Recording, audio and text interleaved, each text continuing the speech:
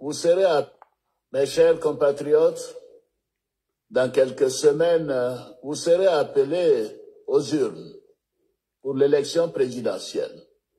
Je tiens à nouveau à rassurer l'ensemble de nos compatriotes. Toutes les mesures ont été prises pour garantir un scrutin apaisé, sécurisé et démocratique. Le droit de vote... Point. Le président Alassane Ouattara a dit quelque chose de très important ici. Attendez, permettez-moi. Il dit, je rassure tous les Ivoiriens que les élections à venir seront garanties et seront protégées et seront sécurisées. Ça veut dire que vous n'avez même pas à craindre le jour des élections si Dieu le veut. Tout serait sécurisé, hormis tous ces tapages qu'ils sont en train de faire. Les tapages qu'ils font là, c'est sur Facebook et c'est du réchauffé, on les connaît. On connaît, sous le de Paris, il n'a aucun parent. En Côte d'Ivoire, non, c'est son travail, c'est un escroc, c'est un manipulateur et c'est un menteur. Ce sont eux qui ont appelé les jeunes dans les rues afin de s'affronter en 2020. Parce qu'ils avaient pris des pédiens avec Henri Konan Bédié. Et aujourd'hui, lui s'est fait engraisser, nourri par le PPACI. Non, c'est pas lui qui dit que les enfants sont en Côte d'Ivoire, sont dans les difficultés. Lui va les demander de sortir et puis ils vont écouter. Donc, soyez tranquilles.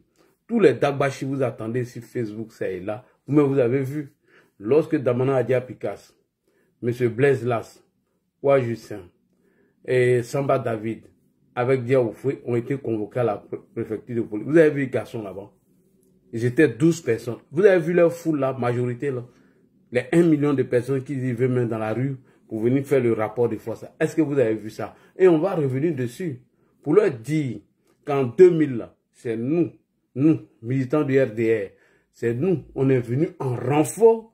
Voilà ce qui a fait partie Gueye. Parce qu'on ne voulait plus du régime de Gueye Robert. Voilà comment on a fait partie. Donc, tous ces plaisantins, vous voyez, ils sont en train de crier sur la toile, c'est des gros plaisants. Vous les avez déjà vu appeler des gens et puis ils sont sortis dans la rue. C'était en 2020, les Soros l'ont fait. Et cette année, nous avons sensibilisé, nous avons interpellé nos jeunes, nos frères à ne plus écouter ces imbéciles. Et après, en 2020, les Soros se sont bagarrés sur l'argent ici. L'argent qu'on les a donné pour faire sortir les gens. Ils se sont partagés, l'argent là, ils ont bouffé. Et les jeunes ont été blessés. Certains même ont perdu la vie. Mais les Soros n'ont pas cessé, ils n'ont fait que bavarder sur Facebook. Donc vous, qui allez vous donner en sacrifice, ça c'est vos problèmes. Soulé de Paris n'a rien à cure. Il n'a rien au pays. La seule chose qui est sous là au pays, c'est la tombe de son papa. À part ça, il n'y a rien. Rien du tout. Il n'a pas de frère, il n'a pas de soeur, il n'a pas d'attache, il n'a rien. Quant à Koukounio Christ, lui, il a quelle attache au pays? Lui, il ne pense pas à son avenir. Lui, c'est un escroc, c'est un menteur. Il vient, oui, les gars, attendez, j'ai fait ma vidéo. Bon, vous voyez, il a fini le travail. Aujourd'hui, il dit qu'il est maçon, il travaille dans le bâtiment. J'ai fini mon boulot. Johnny Padiogo n'a qu'à vous présenter une fiche de paie. Jamais de la vie, depuis qu'il est en Europe, il n'a jamais travaillé dans sa vie. Mais chose, dessin animé nous a dit ici. Il n'a jamais travaillé. Il va venir vous tromper avec son petit qui est en Belgique, ce menteur là. Et puis vous avez su ça. Quelqu'un qui s'assoit, il prend une photo, il dit, voilà photo des satellites. Je lui dis pas que voilà, on a filmé chez Candia. Voilà photo là. Mais c'est des zozos, des pro-babo égarés que Johnny peut tromper. Ah, aucun appareil volant peut rouler. C'est tu n'as même pas qu'un même. Est-ce que Candia Camara se cache? Donc lui il dit il a filmé Candia Camara à un drone. Hein. Il vous montre pas des vidéos où elle est en train de déménager, où le camion est venu garer. Puis ils ont pris ses affaires, ils sont partis. En ce moment, le drone là reste suspendu en l'air, quoi. Lui, il filme pas, il fait rien, quoi. Lui, il prend que les photos. Il vous trompe.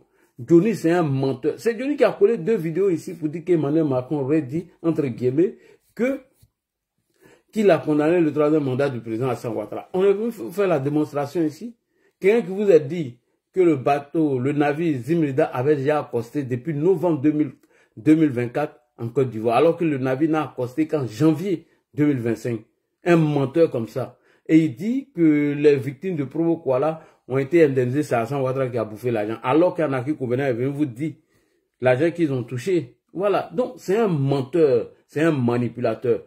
Johnny Patioko, il nous a dit de faire la promotion de son compte YouTube. Parce que lui voulait manger, comme Philippe vous a dit là. Mais non, on n'a pas fait. Donc, il a trouvé que bon, lui, il a besoin d'argent, il est parti derrière vous. À savoir, même s'il n'est pas espion. Parce qu'il dit que Nadi Bamba, c'est elle qui rapporte tous les messages de Guillaume Soro à Dominique Ouattara. Il vous a dit ça ici. Il n'y a même pas 3 jours. Il dit, quand Soro Guillaume parle à Nadi Bamba par rapport à son plan qu'ils sont en train de préparer là, contre la Côte d'Ivoire, Nadi Bamba va dire tout à Madame la Première Dame Dominique Ouattara. C'est Johnny Badiou qui vous dit ça. En conclusion, il est en train de dire que Guillaume Soro veut faire un coup d'État. Donc, quand il parle de la stratégie de coup d'État, Nadi Bamba va expliquer tout à qui? À monsieur Alassane Ouattara. Et pardon, à Dominique Ouattara, et puis il a dit ça au président Ouattara. Donc, Johnny Pacheco, posez-vous la question s'il n'est pas infiltré même. Il va prendre toutes les informations à vous. Demain, il va venir vous dire que non, lui, il est en infiltration. Je vais lui. Bref, donc, le président ici, dans son message, dit que les élections à venir seront sécurisées, seront apaisées. Merci beaucoup, monsieur le président. Moi, je suis fier et moi, je vous fais confiance.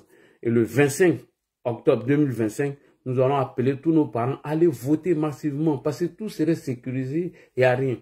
Les petites tentatives qu'ils ont fait en allant brûler les bus et autres, et puis les gens même sont venus faire des aveux, cela démontre qu'ils ne sont pas dans une posture d'aller aux élections. Donc, merci beaucoup, monsieur le président. On continue de vous écouter dans vos discours. Merci. De chaque Ivoirienne et de chaque Ivoirien sera moi, ici, si TikTok, je dis, ça passe pas. Dans un esprit de responsabilité et de maturité. J'en appelle à la responsabilité de tous les acteurs de la vie politique, sociale et civile. Notre pays a montré sa capacité à relever tous les défis. Nous devons préserver nos importants acquis pour bâtir ensemble une nation solidaire, stable et prospère. Mes chers compatriotes, dans quelques semaines, vous serez appelés aux urnes pour l'élection présidentielle. Je tiens à nouveau à rassurer l'ensemble de nos compatriotes. Toutes les mesures ont été prises pour garantir un scrutin apaisé. Toutes les mesures ont été prises pour garantir un scrutin apaisé. Merci beaucoup, monsieur le président. Merci beaucoup. Oui, allô.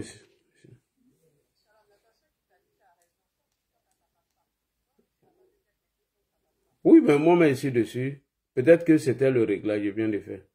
Voilà, il t'invite, tu vas voir. Je vais t'inviter. Voilà. Ok. Et donc, merci beaucoup, monsieur le président. Merci de nous avoir assuré que les élections à venir seront sécurisées et apaisées. Alors, deuxième vidéo dont nous allons parler tout à l'heure, c'est la marche organisée par l'opposition. Ok. Attendez, est-ce que la vidéo même est prête? Régie, est-ce que la vidéo est là? La vidéo, est-ce qu'elle est là? Aïe, aïe, aïe, la vidéo, elle était là tout à l'heure, mais elle est partie. Je vais programmer la vidéo ici. Alors, voilà. Qui m'y a monté, non? Vous n'arrivez pas à monter? Sinon, j'ai réglé. Moi-même, je suis monté même. Vous pouvez faire la demande. Faites la demande, je vais voir si quelqu'un fait la demande. Qui m'y a envoyé invitation? Voilà. Tous ceux qui sont là, je peux les envoyer invitation. Frère, ceux qui sont sur TikTok, vous pouvez faire la demande. Hein. Voilà, j'ai déjà programmé. Oh, moi-même, je suis descendu. Je vais monter tout à l'heure. Attendez. Je vais trouver la manifestation de l'opposition qui veut l'organiser le 9. Alors, premier point. Nous allons parler maintenant de la manifestation. Premier point. On va faire deux analyses sur le fond et la forme. Alors, première manifestation qui devait avoir lieu le 2, qui était prévue le 2, l'itinéraire était de Makori jusqu'au plateau. Alors, nous avons estimé que l'itinéraire, elle n'était pas bonne d'ailleurs, il fallait même sursoir cette marche, vu ce qui se prépare derrière la marche. Et à notre grande surprise, le PPACI a envoyé une délégation à la télé pour nous dire que la marche a été autorisée. Mais l'itinéraire a changé. Ce n'est plus de Makori à Yopougon, de Makori au plateau. Maintenant, c'est à Yopougon, de Sagidiba jusqu'à Figayo. On va écouter ici les représentants du PPACI. Et maintenant, nous allons écouter les différents cadres du PPACI et ce qu'ils ont dit hier à propos de cette marche qu'ils veulent coûte que coûte organiser. N'oubliez pas que le communiqué du PPACI qui date du 31 juillet 2025, elle est claire, disent qu'ils vont faire barrage à un 4e mandat, d'après eux, du président Alassane Ouattara. Et suite à cela, ils ont dit encore que qu'ils prennent l'opinion nationale et internationale à témoin, que toutes les violences qui vont venir dans notre pays, que le président Ouattara serait responsable. Mais on va écouter d'abord les représentants du PPACI et nous allons analyser leur discours à propos de la marche. Et maintenant, je vais vous dire qu'est-ce qui va se passer. Bon, comme vous venez de constater, nous avons finalisé une réunion avec le préfet d'Abidjan qui, à l'occasion, était entouré des responsables des forces de défense et de sécurité. Et après cette réunion, nous avons donc le plaisir d'annoncer que la marche prévue par le Front commun PDCI, PPACI est autorisée. Donc elle aura bel et bien lieu le 9 août. L'itinéraire qui a été arrêté par les deux partis, c'est-à-dire le gouvernement représenté par le préfet d'Abidjan et les partis politiques du Front commun, et l'itinéraire qui part de Sagidiba à Figayo. Et donc c'est ce que nous ayons annoncé à nos militants et à la population. Comme nous l'avons expliqué, dernièrement, nous avons dit, et c'est très important qu'on le sache. Alors, je mets un point. Il dit ici que la marche qui était organisée le 2 a été reportée au 9, dont l'itinéraire a changé. C'est-à-dire, ils vont commencer à marcher de Sagidiba à Figayo. Mais en tension. En tension, pourquoi? En fait, moi j'attire l'attention de nos autorités, s'ils ont pris toutes les mesures, tant mieux. Pourquoi ils s'obstinent à organiser cette marche? Alors qu'ils ont déjà fait un communiqué concernant la marche. Quel est l'esprit de la marche? La marche du 2, qui a été programmée par l'opposition. Damana Pika, ça a été clair. Qu'est-ce qu'il a dit pour la marche? Il dit qu'ils vont organiser une marche afin de faire barrage au 4e mandat du président de la République, son excellent M. Alassane Ouattara. C'est ce qui a été dit. Et ils ont fait un communiqué le 30 juillet en disant que ils ne seront pas responsables de tout ce qui va arriver concernant cette marche. C'est ce qu'ils nous ont dit. Le communiqué est clair. Donc, le fait de changer l'itinéraire ou pas, mais quel est l'esprit d'abord de la marche? C'est ça, c'est la vraie question. Admettons qu'ils sont nombreux dans la rue et puis ils disent qu'ils quittent pas. Vous faites quoi? C'est la question. Puisque des activistes ont parlé, des leaders ont parlé, et sans oublier des cadres, non des moindres, du PPACI ont parlé. On n'est pas contre la marche, mais c'est l'esprit barbare qui est derrière la marche. C'est ça que nous appelons, c'est là que nous attirons l'attention du gouvernement.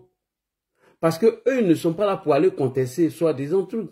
Ils sont dans une révolution où on doit renverser le régime qui est en place. C'est ça l'esprit de la marche. Sinon, les gens marchent ici en France, les gens marchent partout, mais après ils rentrent chez eux. Mais des gens qui disent, quand ils vont sortir, ils vont plus rentrer.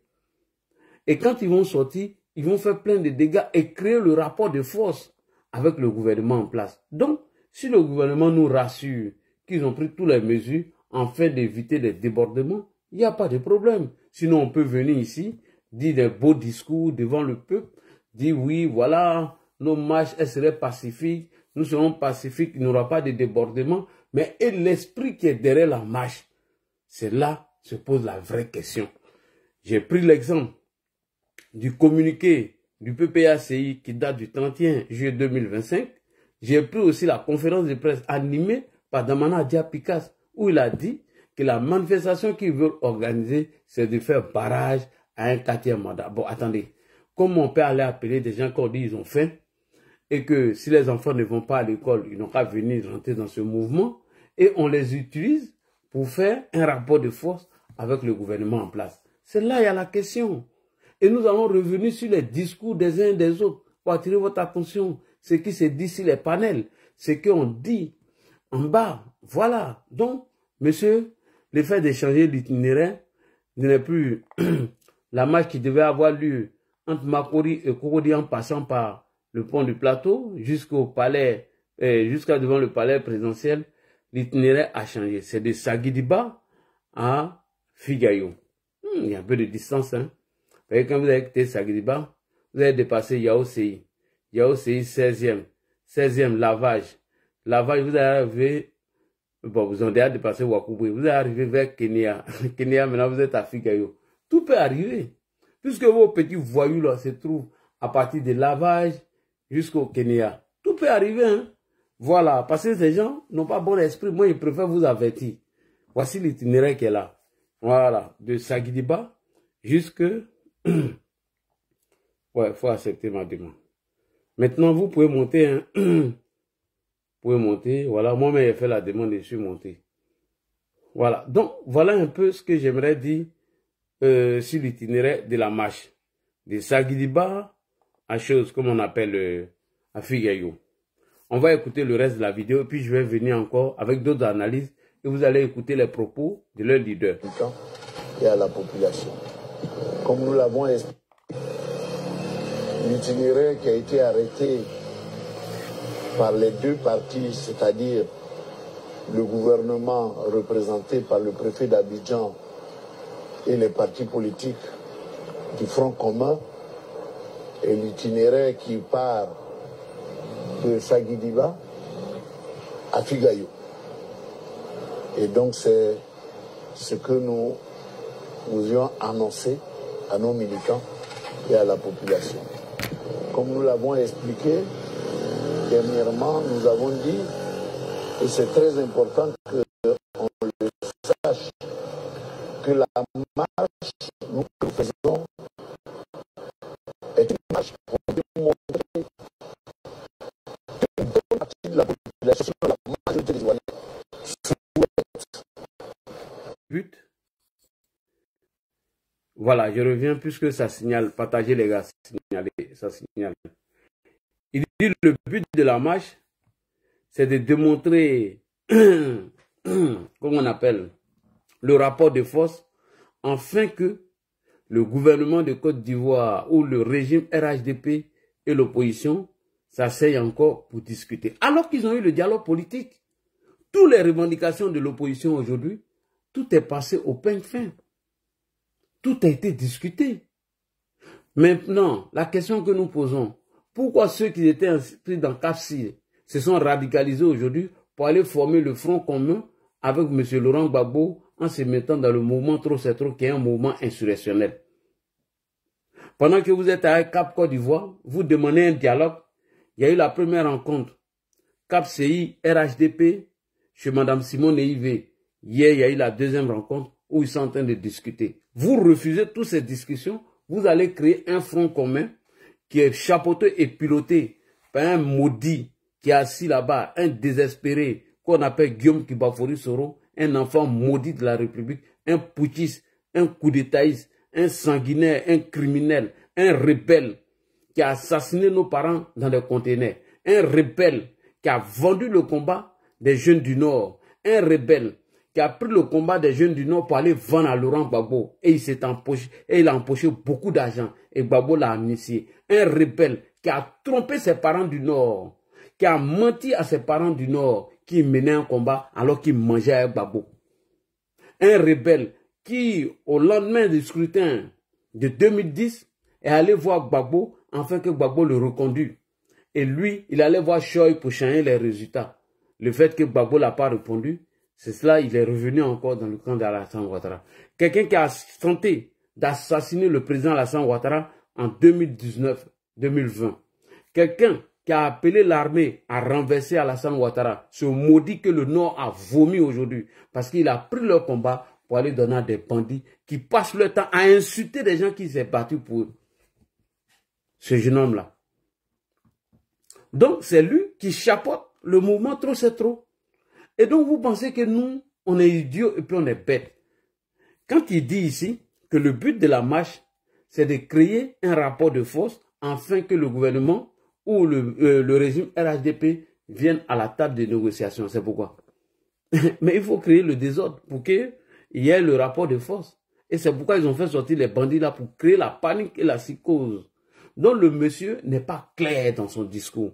Ceux qui veulent aller marcher, moi je me base sur ce qu'il dit. Il dit ici, dans la vidéo, le but de leur manifestation, c'est d'interpeller le régime en place afin qu'on vienne discuter. Mais vous êtes des idiots, vous pensez que Gbagbo vous fait la passe, vous les gens du PDC. Gbagbo vous a laissé et il a eu des entretiens téléphoniques entre lui et le président Alassane Ouattara. Pendant que vous jouez les faux guerriers. Pendant que vous, hier, qui avez dénoncé que le PPACI et Soro Guillaume sont en train de préparer un coup d'État et que vous ne voulez pas mettre le serpent dans le pantalon. Mais lorsque vos gars, lui-même qui ne s'est pas conformé aux règles et aux lois de Côte d'Ivoire, qui a été frappé par l'article 48, aujourd'hui vous vous radicalisez, vous venez tromper les gens, vous venez mentir aux gens. Est-ce que c'est la faute d'Alassane Ouattara? Si Tidiane Thiam qui t'a dit dans une interview que lui ne connaît même pas la constitution ivoirienne. Quelqu'un qui dit qu'il veut diriger les Ivoiriens mais il ne connaît pas la constitution ivoirienne. C'est vraiment honteux, monsieur Tidiane Thiam, de ta part. Alors, donc, il nous donne l'itinéraire ici.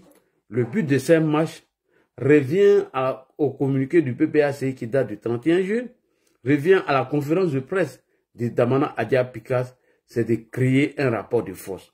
Donc moi, je préfère vous prévenir. Si vous êtes rassurés, assurés que cette marche, elle serait pacifique et quand ils vont finir, ils vont rentrer chez eux, moi, il n'y a pas de problème. Parce que c'est à vous d'assurer la sécurité des Ivoiriens. Voilà pourquoi j'interpelle le pouvoir. Vous avez écouté le représentant du PDCI qui fait partie du Front commun. Il dit l'objectif et le but de la marche, c'est qu'il y ait une discussion entre le régime et l'opposition. Mais on entend discuter à Cap Côte d'Ivoire. Vous êtes où actuellement?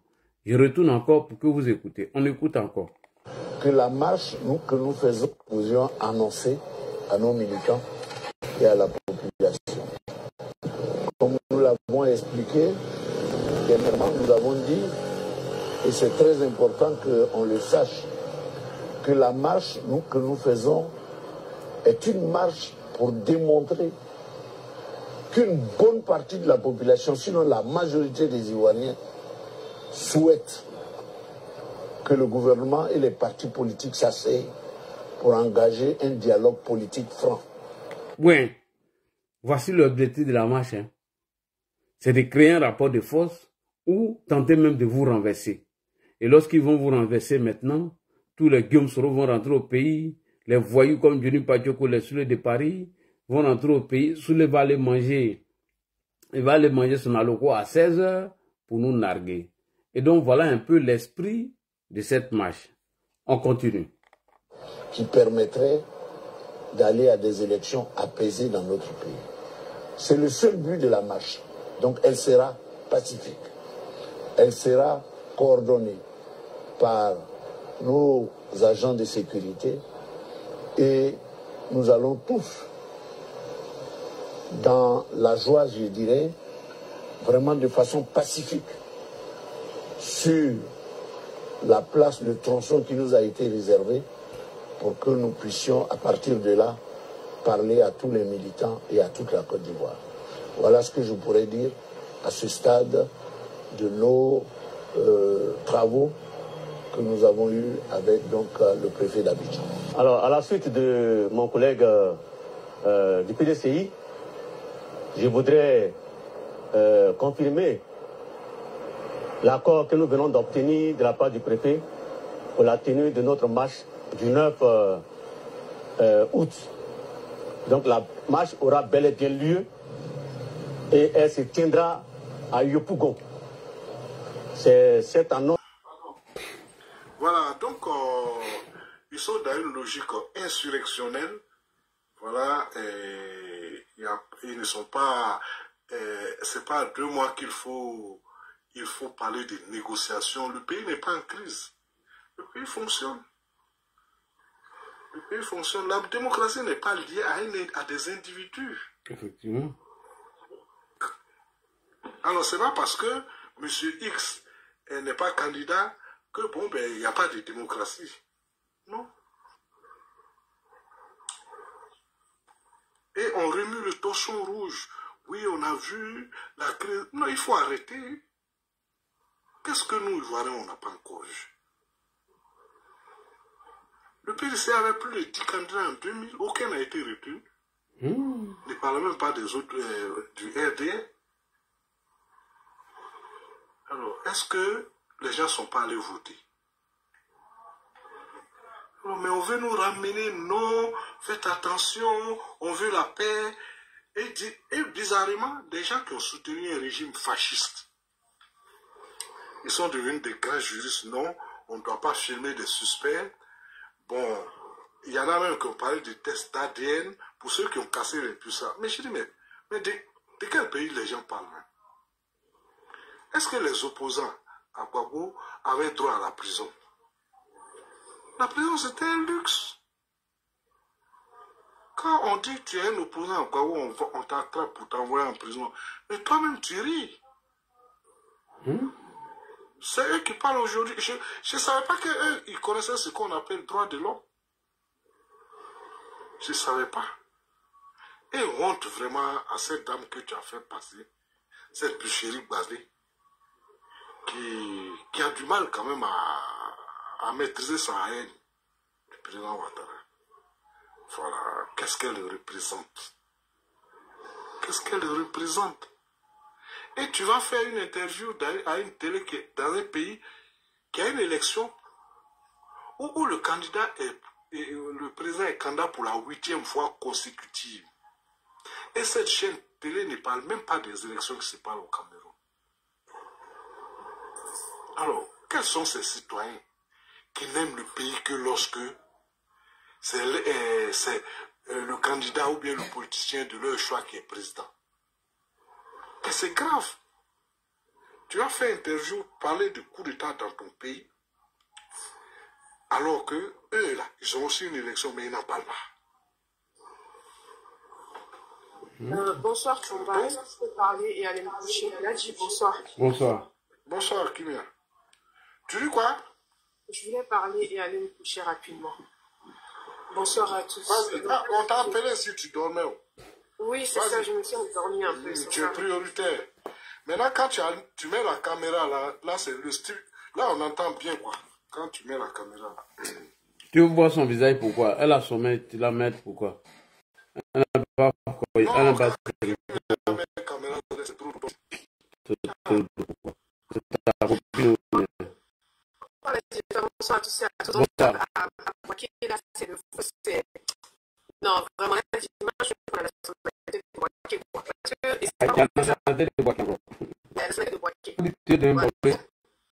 Je vais laisser pour Orogo là, je vais prendre pour Boaké. Parce que là, Boaké, non, mais là, Boaké est sécurisé. Boaké est tué là. Boaké peut être en concurrence même avec Paris. Non, mais là, et puis les gens sont disciplinés. Comment on dit, on appelle les Boakelais même. C'est quoi? C'est les Boakelais, les Boakelais? Les Boakois. Les Boakois, voilà. Les Bois, voilà, ok. Les Boakois sont disciplinés, là, ils sont disciplinés. Ils sont respectueux. Mais Kimia, il y a 10 ans en arrière, c'est là-bas que Guillaume Soro a détruit tout. Ah, c'est ça, c'est pour ça que tout le monde me dit, mais Boaké avant, dans le temps de la rébellion. Tout le monde n'arrête pas de me répéter ça, là. Je ne sais pas à quoi ça ressemblait dans le temps de la rébellion. Non, Guillaume Soro avait détruit Boaké. Voilà, c'est ce que tout le monde m'explique. Sous le chef rebelle, le goût d'Ignam rebelle, c'est nouveau là. Oui. Mais là, franchement, Boaké est magnifique. Boaké est vraiment là. Il dit que tout est bitumé.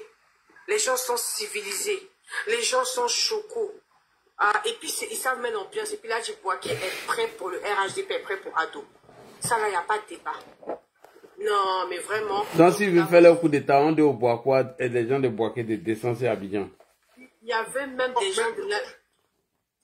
Mais les gens de l'opposition, là, ils n'ont jamais fait meeting à Bouaké. Ou bien Bouaké fera part de la Côte d'Ivoire. Simon est parti là-bas demander pardon pour leurs responsabilités. Ils n'ont pas réussi à sécuriser les Ivoiriens. J'arrive, je prends ma petite pause, Chapalo, on y va. Je vous écoute. Hein. Ouais, non, c'est toi, on écoute. Hein. Kimia, vas-y, on t'écoute. Ne bouge pas. Et vraiment, oh là là, franchement, là, dit, mais vraiment, le ministre Amadou Koné et tout son staff, ils ont bossé à Bouaké, là, dit. Les gens sont disciplinés, respectueux, tout est bitumé, c'est choco, ils sont stylés. Vraiment, bravo. Et c'est l'effervescence. Actuellement, même, il y a un concert là qui a lieu avec, je crois, 40 ou 50 artistes. Bon, comme je suis fatiguée, j'ai pas pu y aller, mais dès demain, 6 h du matin, je suis sur pied, je suis sur le terrain. Venez nombreux, venez honorer le pays. Soyez fiers d'appartenir au drapeau orange, blanc, vert. Et vraiment, bravo, bravo, bravo à Bouaké. Là, dit franchement, je suis séduite de Bouaké, quoi. Oui. Après, tu donnes la parole à Chomba et prends ma petite pause. Merci, vas-y. Je suis séduite de Bouaké. Bouaké est exceptionnel et merveilleux. Vraiment, merci à tous. Je vais aller me coucher. Je suis fatiguée. Il est minuit 36 ici. Bonne nuit à tous. Bonne nuit à vous. Prenez soin de vous et à demain, Inch'Allah. Merci aussi à toi, Kimia, qui te bat sur tous les réseaux. Mandou, il faut fermer ton micro. Attends, je vais parler à Kimia, là. Donc, qui te bat. Et vraiment, j'ai été ému le jour où de la déclaration de candidature du président de la République, lorsque je t'ai vu en larmes, et j'ai dit ce jour-là que la première fois que j'ai vu Kimia, elle était une jolie petite fille qui pleurait, qui parlait du président. J'ai dit, mais vous les Koyas, là, vous croyez qu'Alassane Ouattara, c'est pour vous seul? Et c'est depuis ce jour, je me suis abonné à sa page. J'ai vu ses larmes, franchement, j'étais ému. Mais vous, les éleveurs, vous l'avez trahi. Tu es une femme de confiance. Pardon, ça, faut me laisser parler, là, dit. Vos frères, il est assis au Burkina là-bas, il dit qu'il veut renverser le vieux. Que Dieu te bénisse abondamment et que l'homme que tu soutiens ne te déçoive pas, comme il a toujours fait. Merci beaucoup. Celui que nous soutenons, il ne nous déçoit pas. Il ne déçoit pas la Côte d'Ivoire, il ne déçoit pas l'Afrique. Et il est sur le bon chemin. Merci beaucoup, Kimia. Merci beaucoup, Chomba. Bonne soirée à tous, à demain. À demain. Mais tu n'as pas ouvert la caméra, c'est ça aussi que... Bon, c'est pas grave. Donc, je vais continuer pour dire que... Je vais pas ouvrir la caméra. Non, pardon, c'est pour te taquiner, pardon. C'est pour te taquiner quand même. Voilà. Donc, pour dire que cette opposition est chaos debout. Voilà. Les Ivoiriens ne la suivent pas, contrairement à ce que les gens pensent. Quand le président dit que, bon, il a passé le bonus des fonctionnaires aux deux tiers. J'ai entendu sur certains panels, c'est les fonctionnaires seulement qui sont en Côte d'Ivoire. Mais il a fait pour tous les Ivoiriens. Et il n'en parle pas. Alors, qu'est-ce qu'il a fait qui touche tout le monde? C'est au niveau de la santé. La CMU, là, c'est une réalité aujourd'hui en Côte d'Ivoire. Celui qui a sa carte CMU, l'État prend en charge 70% de l'ordonnance à la pharmacie. Est-ce qu'on a déjà vu ça en Côte d'Ivoire? Est-ce qu'on a déjà vu ça en Côte d'Ivoire?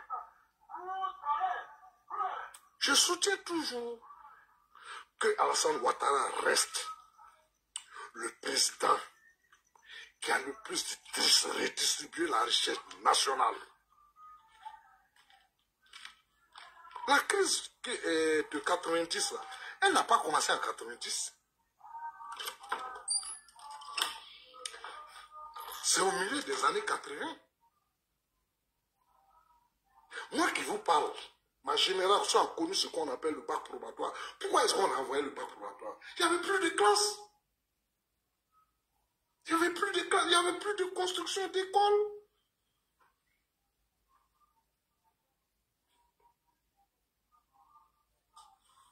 Il n'y avait plus de construction, donc il fallait trouver, au lieu de construire des classes, on a mis ce probatoire sur bouclier.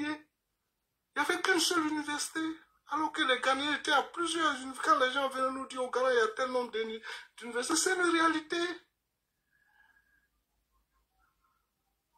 Et les salaires des fonctionnaires étaient bloqués depuis 85. 85. C'est le président Ouattara qui est venu les débloquer. Et il a annoncé une autre mesure pour les retraités. Alors, quand vous voyez un fonctionnaire aller à la retraite et puis il est stressé, est-ce que vous savez le nombre de personnes qui décèdent 1 an ou bien 2 ans après leur retraite? Mais c'est grave. Mais quand même, il y a des efforts qui sont faits pour ces personnes qui ont servi leur pays. On ne doit pas les jeter à la poubelle comme des oranges. Alors, un homme qui fait tout ça, quand même, c'est le seul régime qui a redistribué la richesse. Hein. La Côte d'Ivoire est riche. Mais voir un président prendre de telles mesures, investir. Il y a un temps où on dirait qu'un kilomètre de goudron, c'est des milliards, des centaines de milliards, et qu'on ne pourrait pas goudronner notre pays. Pourtant, on a vu un président bitumer tout son village. Bon, c'est des choses sur lesquelles on ne revient pas. Mais un homme qui étend toute l'action sur tout le pays sans distinction des régions. Et puis quand même, c'est quand même pas de dire que telle région ne m'aime pas, je ne vais pas réaliser. Là-bas, ce sont des Ivoiriens. Tous les Ivoiriens ne sont pas obligés d'aimer le président de la République. Alors, franchement, il faut... on ne demande pas à tout le monde d'aimer le président Ouattara, mais ce qui est vrai et qu'on ne peut pas nier, il faut le reconnaître. C'est la première fois que la richesse est bien redistribuée. On construit des écoles chaque année pour les enfants de la République. Des centres de santé. L'État est partout présent. L'État est partout présent. Vous allez demander à un Ivoirien, est-ce que tu as déjà fait 1 mois sans voir un agent de l'État? Il va te dire non. Mais il y a des pays où il y a des zones, les gens peuvent faire 1 an, 2 ans sans voir un agent de l'État, sans voir un gendarme, sans voir un infirmier, sans voir un enseignant. Alors, donc quelqu'un qui fait ça pour son pays, en tout cas, s'il ne faut pas lui tirer le chapeau, en tout cas, il ne faut pas cracher, il ne faut pas dire des choses méchantes de lui.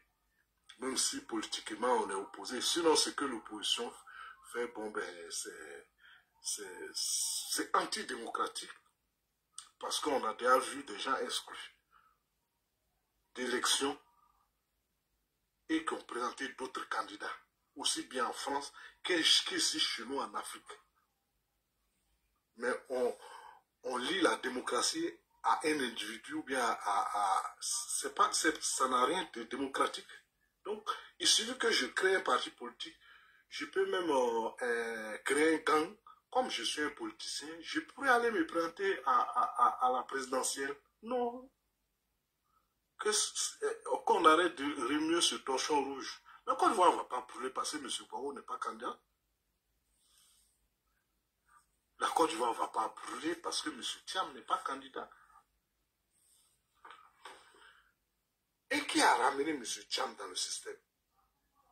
Les politiciens ivoiriens ne sont pas reconnaissants. M. Thiam qui parle des 4e mandat de dictature. Mais pour que toi-même tu peux venir faire la politique, il a bien fallu qu'Alassane Ouattara, avec le PDC, dise bon, cette loi-là, qui catégorise les Ivoiriens, qui dit que tu peux être Ivoirien, mais tu ne peux pas être candidat à la présidentielle. Il faut qu'on en aime. Sinon, ceux qui sont avec le PDC aujourd'hui, ce sont eux qui ont envoyé ces lois, qui ont fait que lui, dont le père fait partie de ceux qui ont fait l'histoire de la Côte d'Ivoire, lui, il ne pouvait pas être candidat. Alors, la Constitution a été reprise. C'est moi qui ai écrit la Constitution. Il doit avoir ma part dedans. Donc, je remets le compteur à 0. Bon, grand frère Bédié, paix à son âme. Bon, comme là, il était bloqué, on va sauter ça. Mais vraiment, faire un effort pour ceux dont les parents n'ont pas de village. Parce que les Ivoiriens lient la nationalité à un village. Ils n'ont pas de village. Voilà, donc, et même si ça touche l'enfant de Barreau Michel, dont la mère n'a pas de village en Côte d'Ivoire, ça fait rien. Voilà, on va fonctionner comme... Il a bien fallu que on enlève cette loi-là. Et puis toi, tu gères. Maintenant, tu ne prends pas tes dispositions. Tu viens demander à ton potentiel adversaire s'il va se présenter. C'était pour encore garder la nationalité. Si le président lui avait dit non, que je vais me présenter, il n'allait pas changer de nationalité. Comme l'a dit Atu Banga, c'est un calculateur fou. Hein? Tu fais la politique dans ton pays, mets la nationalité des gens là-bas et puis tu viens à faire politique. Voilà, donc je vais m'arrêter là, médiateur, excusez-moi. Mais il y a une dame parmi nous, non? Je vois Linata, c'est une dame. Donnez-lui la parole là. Limata, je n'ai pas mes lunettes. Hein. Ouais, médiateur, donc il faut prendre la parole, je vais vous couper. Oui, bonsoir à tous les frères, ouais, bonsoir à tout le monde. Bonsoir Ladji. Oui, merci les Chomba pour ton intervention. Vous savez, le PPACI, comme on dit chez nous les Ivoiriens, le chien ne peut jamais changer sa manière de s'asseoir. Le PPACI ont essayé leur méthode, c'est-à-dire faire les choses avec la force. Ils ne sont même pas encore candidats. Ils ont déjà commencé à dénoncer la liste électorale. Ils ne sont même pas encore candidats. André, mon ami, est là. Ils avaient déjà commencé à dénoncer la CEJ, c'est-à-dire créer les conditions de troubles. Comme ça, au cas où ils sont candidats et qu'ils perdraient les élections, ils vont créer aux fraudes et créer crise post-électorale encore. Ça n'a pas marché. Ils ont essayé d'organiser des marches multiformes, éclatées, tout ça, ça n'a pas marché. Mais aujourd'hui, ils sont dans la logique de Soro-Biom maintenant. Pourquoi j'ai dit ça? Quand on a écouté les audios de Soro-Biom, voilà pourquoi moi je dis toujours qu'il faut se référer à ça, parce que c'est la Bible de Soroïs. C'est la Bible même de Soro-Biom. Il faut comprendre la méthode. Quand il disait que... Médiateur, pardon. C'est-à-dire qu'actuellement... Mais laisse, il va intervenir, Tomba. Tomba, il ne faut pas le couper. Laisse-moi finir. J'arrive. Je prends la chronologie de leur méthode. Oui, c'est ça le PPACI ici aujourd'hui. Pour en arriver là aujourd'hui. Là, ils savent que nous sommes dans la dernière ligne droite pour aller aux élections. Et leur seul souci là, c'est de tout faire pour empêcher ces élections-là. Merci. Donc le gouvernement ne doit pas leur faire confiance. C'est qu'on n'a pas. C'est ce que je voulais en venir, quoi, au fait. Vas-y. Développer. C'est ça, la méthode là, c'est ça. C'est-à-dire que quand je faisais référence à l'audio, comme il disait à Djibril, il faut prendre un petit commissariat quelque part. C'est-à-dire qu'il faut que l'étincelle parte de quelque part. Et ils cherchent à allumer la brèche quelque part. La petite étincelle, comme ça, ils vont s'engouffrer dedans. C'est ce qu'ils cherchent à faire. Même si le gouvernement est sûr qu'il maîtrise parfaitement la situation, mais si jamais on ne souhaite pas, s'il y a des djalis, on va voir que les journalistes internationaux vont s'engouffrer, tout le monde va s'engouffrer dans cette brèche. Donc ce qu'on a refusé à Bédié, c'est pas ce qui avait toute l'attitude d'être candidat, c'est pas ça qu'on va accepter à Gbagbo et à Soro-Biom, qui sont eux-mêmes mis hors la loi et qui se sont fait rattraper par la justice. C'est ce que je veux dire. Donc cette marche doit être interdite. S'ils savent qu'ils ont des gens qui veulent rassembler des gens pour prouver qu'il y a beaucoup de personnes avec eux qui ne sont pas d'accord, mais à des stades, il y a beaucoup de stades à Abidjan. S'ils ont réussi à les remplir, on va voir que leurs revendications, il y a combien de personnes qui sont avec eux. Mais ce n'est pas dans la rue pour aller là où les gens sont en train de travailler, pour aller empêcher les gens de travailler, pour aller empêcher encore les taxis, les bagarres, les commerçants de faire leur travail. Parce que là, qui se souvient que Gbagbo a déjà fait une marche pacifique en Côte d'Ivoire? Qui se souvient de ça? Alors donc, ce n'est pas parce que la personne va venir te prendre des slogans, des propos pour amadouer qu'on va prendre ça pour les laisser marcher dans Abidjan. À l'approche, on a fait bras de fer avec eux jusqu'à aujourd'hui. Ce n'est pas aujourd'hui qu'il faut laisser cela marcher même dans Abidjan. S'ils ont envie de faire une manifestation, ils n'ont qu'à aller dans un endroit clos, ou bien ils n'ont qu'à se réunir à la place Figaro là-bas, mais pas de marche à travers Abidjan, dans n'importe quel quartier. Parce qu'une fois qu'il y aura un débordement, ils vont se servir de ça comme prétexte. Voilà, comme on connaît. Ils sont prêts, ils ont des trolls, ils ont aujourd'hui de l'AES, de Ibrahim Kakao, qui a fait son coup d'État spécialement pour changer des pouvoirs en Côte d'Ivoire, parce que c'est pas... Et voilà. Donc aujourd'hui, ils cherchent toujours cette manifestation, coûte que coûte. Il ne faut pas le leur donner. Franchement, il ne faut pas avoir de complexe envers cela, parce que on sait qu'ils ne pourront pas faire quelque chose, mais s'ils arrivent à faire déjà 1, 2, 3 Ivoiriens, ça va gâter, ça va entacher les choses. En tout cas, moi, c'est ma façon de voir, parce que ceux-là, d'après toutes les vidéos même que Ladi a démontré ici, ça prouve qu'ils cherchent juste à allumer la mèche quelque part. Ah oui, hein. Pour arriver à leur fin. Tu vois? Donc pourquoi j'ai dit c'est la méthode Soro maintenant? Parce que les gens de Gbagbo, ils voulaient marcher, ils voulaient faire la force, aller vers le palais et puis envahir le palais. Comme Konaté, le Guinéen, avait dit.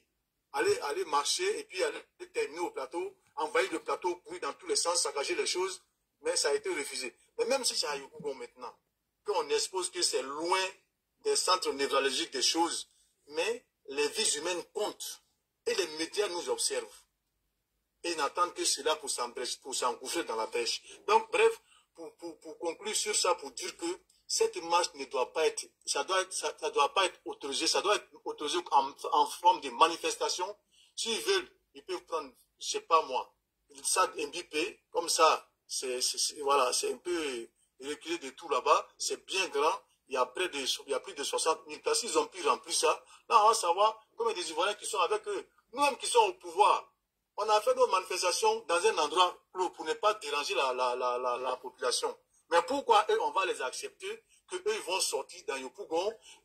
Cette zone même, c'est une zone très commerciale. Quitter Figaro pour aller là-bas, c'est le quai de Yopougon, ça. Pourquoi ils vont aller paralyser cette zone? Pourquoi? Non, moi je pense que ça là, c'est un gros piège. Il ne faut pas que l'État va céder à leur parole d'ange, alors que derrière, il y a un épée de Damoclès qui est caché dans l'eau et tout. Parce que, franchement, s'il y a des débordements et qu'il y a des diarrhées, les gens vont dire, voilà encore. Donc, vous n'êtes pas monopolisé. En tout cas, moi, je suis ta logique. Je suis avec toi. Je suis sûr que cette marche-là, c'est un piège. Ils cherchent à agiter les gens dans la rue pour pouvoir essayer de provoquer des chienlits. Et on ne sait pas, ça peut prendre quelle forme de débordement. Voilà. Il n'y a pas de complexe à avoir avec ceux-là. On connaît déjà leurs méthodes.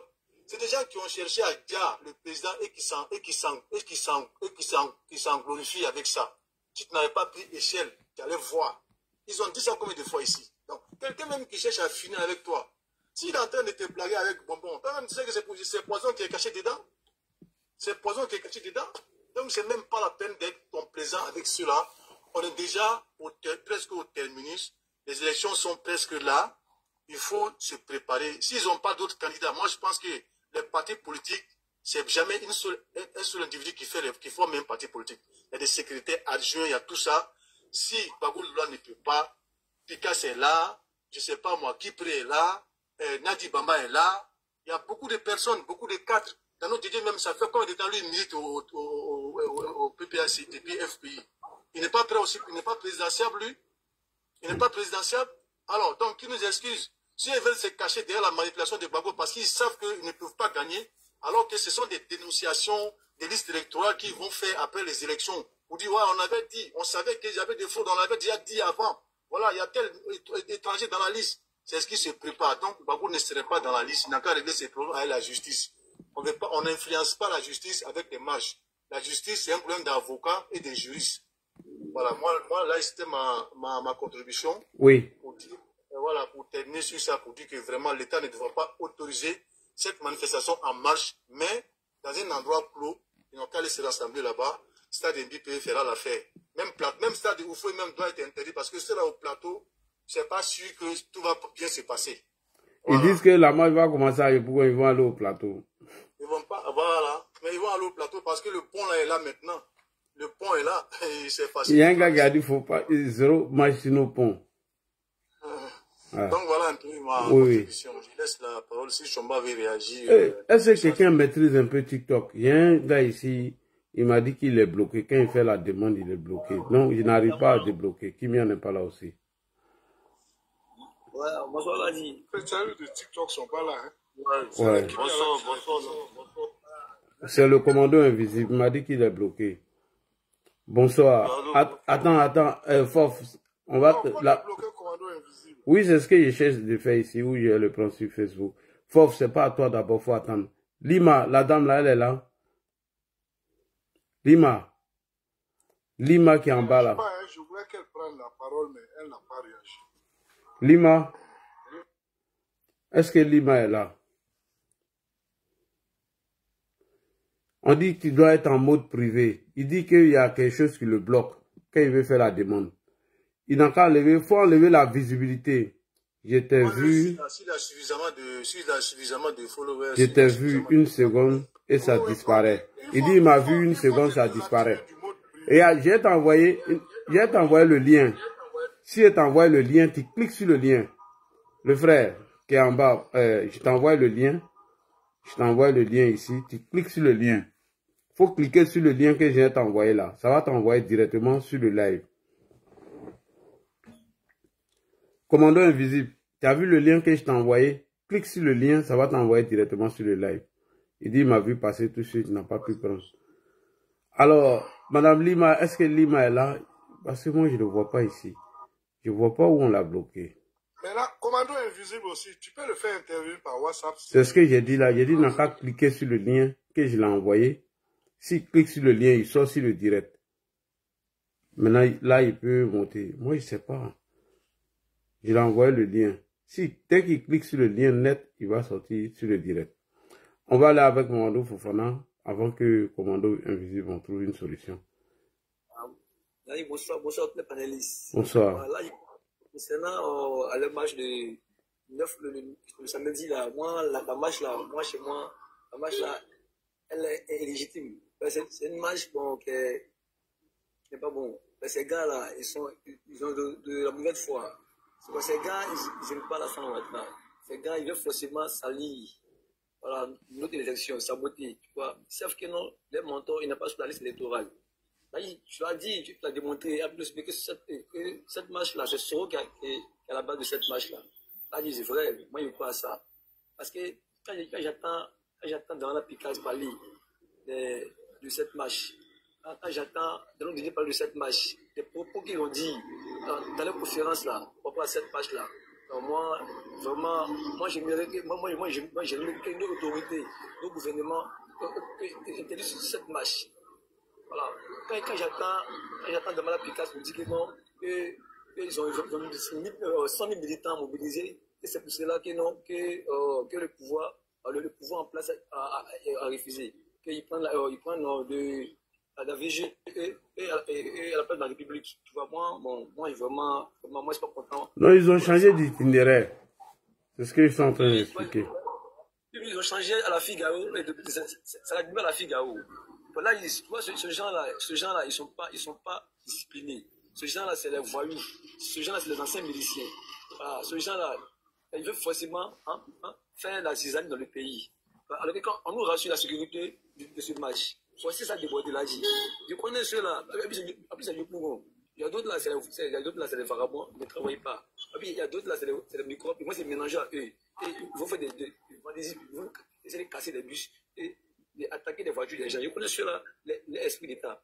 C'est un parti politique qui n'a jamais été crédible, qui n'a jamais respecté sa parole. Jusqu'à aujourd'hui. Mais il faut semblant devant l'autorité qu'ils sont démocrates, alors qu'ils sont démocrates. Là, ils sont très très violents. Voilà, cette marche-là ne doit pas être lui. On devait interdire cette marche. Donc, comme c'est le président, et comme le président Sawatra aussi, bon, c'est un démocrate. Alors, on verra le samedi là, ce qu'ils vont faire, ça s'est passé. Tu vois? Et quand ils disent que non, qu'ils sont non légitimes, la candidature de Vincent Ouattara, qui disent que demain forcément propose sur la liste électorale. Alors, de refaire la RNE. Tu vois, mais ces propos-là qu'ils disent là, c'est pas légitime. Ils savent que non, on ne peut pas faire ça. Donc, on ne peut jamais faire ça. C'est tout ce qu'ils demandent là, au pouvoir là, on ne peut jamais faire ça. On ne peut pas faire ça. Mais on a 2 mois des élections. Alors, eux, ils demandent tout ça là, on ne peut pas faire ça. C'est impossible même. Et quand ils voient les gens, ils vont dans les villages, pour aller chercher des panérages dans les villages. Ça ne peut pas aller. Tu vois? Donc moi, vraiment, cette marche-là, lequel l'État a accepté, moi, je pense ça. Donc, moi, je pense ça. Et là, tu fais des belles analyses politiques. Tu vois, donc, quand ce que tu dis là, c'est vrai, en 2020, là, tu as fait une analyse, on a vu la suite, on a vu comment c'est passé. Et en 2025 aussi, tu as fait une analyse aussi. Tu vois, moi, ce que tu as dit là, moi, je crois ça l'a dit. Je crois ça, cette marche, c'est Soro à la base de cette marche. Non, c'est clair, c'est lui qui est à la base de cette marche. Voilà. Là, il faut communiquer, non? Il faut sensibiliser. Hein? Il faut convaincre nos gouvernements qu'il ne faut pas ils vont accepter, encore cette match prochainement encore. Je sais que quand ils vont faire le samedi là, après, ils se défendent encore. Il faut sensibiliser forcément nos gouvernements. Il faut la saisir pour que cette match là, il ne faut plus voir septembre en Côte d'Ivoire encore. Parce que cette match là est dangereuse. Cette match là, voilà, elle n'est pas bonne pour notre pays. Faut pas, on va négliger, on dit que non, vraiment, nos pouvoirs, on a tout, on a l'armée, non. Non, mais si le pouvoir estime qu'il n'y a pas de danger, que toutes les mesures ont été prises, moi, je ne peux rien faire. Moi, mon rôle, c'est d'attirer leur attention. Tu écoutes aussi, tu écoutes en esprit. Quand tu parles pour là, des paroles là, ça me fait analyser. On a servi d'un enseignement d'écoute. Quand tu parles aussi, ça va loin. C'est vrai, l'État ne peut pas tout faire. Vous aussi, vous voulez communiquer aussi, vous aidez l'État aussi, à faire les travaux aussi. Voilà, vous êtes écouté par tout le monde. Ok. Voilà, tu vois, je me l'ai dit, hein, faut toujours sensibiliser. Voilà, nos autorités et nos militants pour dire que cette marche-là, que c'est pas bon. Voilà, ça a toujours dit, mais ça a toujours fait, mais cette marche-là, c'est pas bon. Faut pas accepter d'accepter ce genre de marche-là. D'accord. On leur dit que non, qu'ils soient nombreux. Genre, ils sont pas nombreux. Non, hein. Quelqu'un qui veut mobiliser 100 personnes, 1000 personnes, c'est qu'il faut lui dire que non, si cette match est autorisée là, il faut chuter en 30 secondes. On a des gens. Ok. Les parents, les voyous, la paix, c'est mélangeant des amis. D'accord, merci beaucoup. Merci pour ton analyse. Alors, bonsoir. Bonsoir Ladi. Bonsoir. Bonsoir aux panélistes sur le panel du frère Ladi à cette heure-ci. Je m'excuse parce que j'essaie de te joindre, de monter sur le panel via TikTok. Oui. Mais à chaque fois que j'essaie, il y a un souci, on me dit que l'autre vous a bloqué, donc voilà. Donc j'ai essayé, hein, Oui. Donc, mais je sais pas qui a bloqué parmi les modérateurs. Oui. Sinon la dernière fois tu es descendu, après bon, je sais pas, hein. Moi je sais pas. D'accord. Ok. C'est peut-être un petit problème technique qui va être résolu. Bon, mon intervention va concerner dans un premier temps le discours du chef de l'État et dans un deuxième temps la marche du 6 août prochain. Bon, j'avoue que le discours, pour commencer, apparaît pour moi comme un coup de massue pour l'opposition, un coup de semence reçu par l'opposition. Bon, puisque le discours, j'ai noté 12 points pour ce qui est du discours, 12 points que le président a évoqués, je vais commencer rapidement par la marche du 9 août prochain. Alors, la marche du 9 août prochain, j'imagine que forcément, nos services de renseignement... C'est le 9 août. Le 9 août prochain. J'imagine que forcément, nos services de renseignement avaient eu écho de ce que le FPI était sur le point de créer un cafouillage, d'engager un bras de fer ou un chaos le 2 août dernier, raison pour laquelle la marche a été ajournée pour être prévue, programmée le 9, laissant ainsi le temps aux invités qui sont venus en Côte d'Ivoire pour la fête de l'indépendance, pour laisser le temps aux invités de rentrer chez eux, de sorte qu'à partir du 9, à ce moment-là, on va régler nos problèmes ivoiro-ivoiriennes. C'est vrai que de prime abord, on peut estimer que ce n'est pas une bonne chose. Et après analyse, le fait qu'on ait confiné la marche à Yopougon, je crois que c'est un indice. C'est un indice parce que cette marche-là, rappelez-vous, elle a 4 objectifs que nos forces de l'ordre, l'État ivoirien veut atteindre.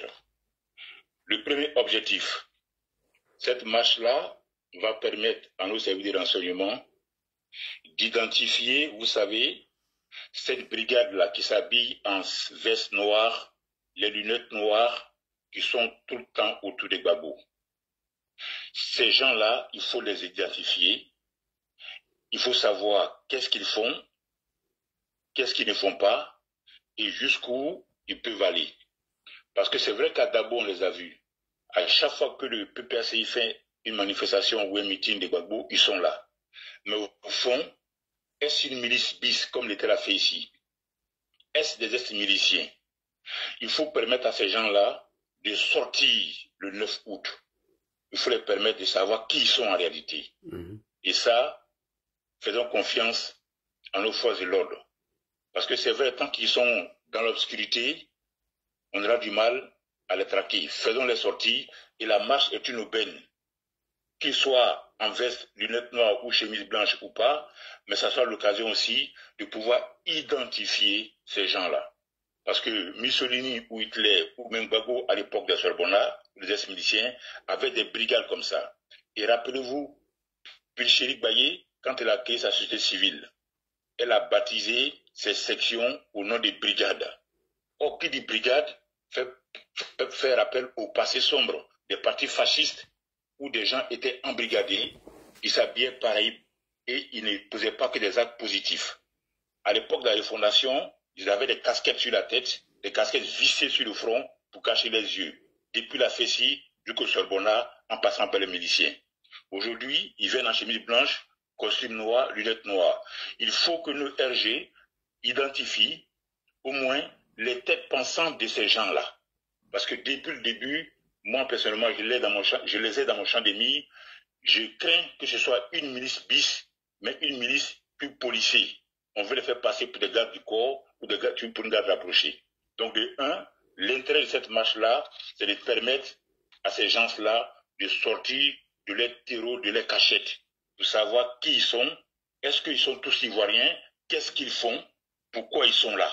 Parce que je pose la question depuis la collaboration avec l'AES. Est-ce des Ivoiriens ou une milice? Ça, c'est la première question. Et c'est l'avantage de cette marche-là, pour qu'on puisse au moins mettre un nom sur des visages. Le deuxième point, si cette marche a lieu, s'il y a des grabuges, bien sûr, on tiendra M. Laurent Gbagbo pour responsable entièrement, dans la mesure où il n'a pas eu de grâce, pour ne pas dire, il n'a pas eu de décision d'amnistie du président ce soir.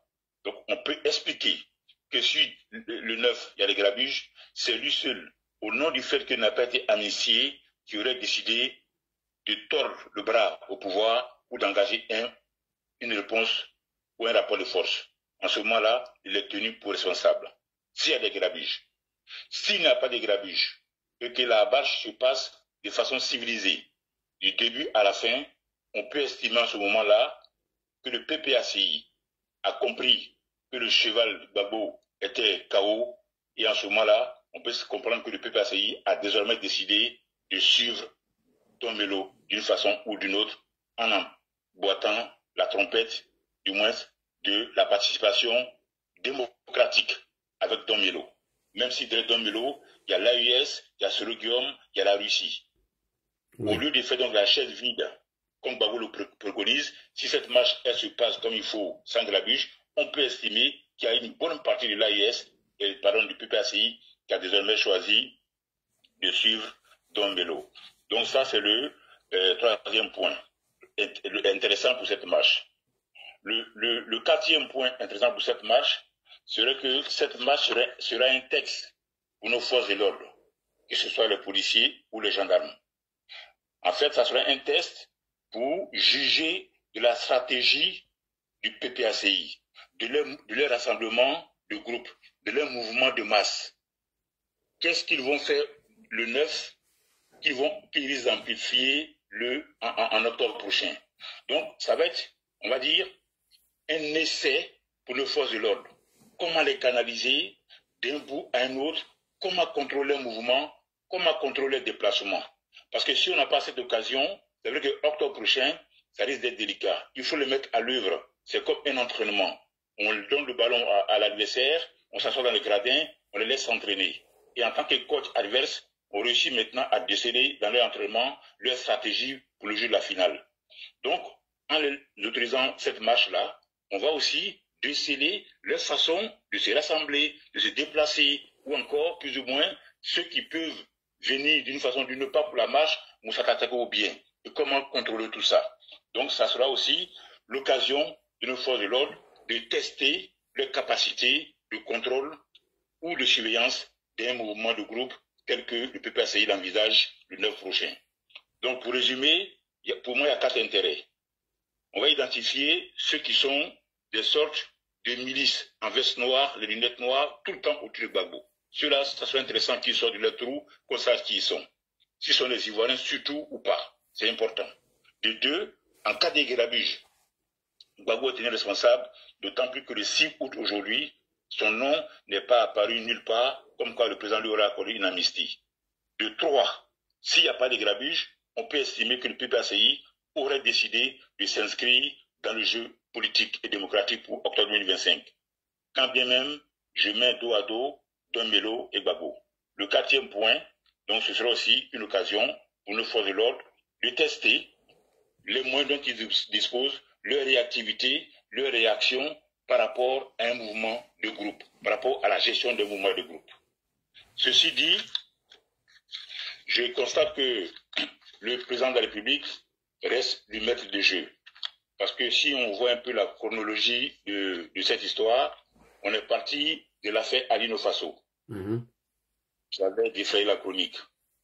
Après ça, on a eu droit à la déclaration de la junte militaire burkinabé, qui, à mon avis, était un casus belli, quasiment une déclaration de guerre. Après, on a eu droit aux menaces du meeting du 2 août, où le FPI, le PPACI et le PDCI avaient juré de mettre la Côte d'Ivoire, en tout cas sur le panel à feu et à sang, en commençant par bloquer les 2 ponts, de Malco jusqu'au plateau. Et ensuite, à partir de là, on a eu comme un couperet l'annonce, la candidature du président Alassane Ouattara avant le 2 août. Et ça leur a coupé le pied. Et aujourd'hui, le discours qui vient carrément les a assommés, le discours du 6 août. Et l'intérêt de ce discours auquel je vais arriver maintenant, c'est qu'il nous fait gagner sur 3 points. 3 points qui sont essentiels à mes yeux.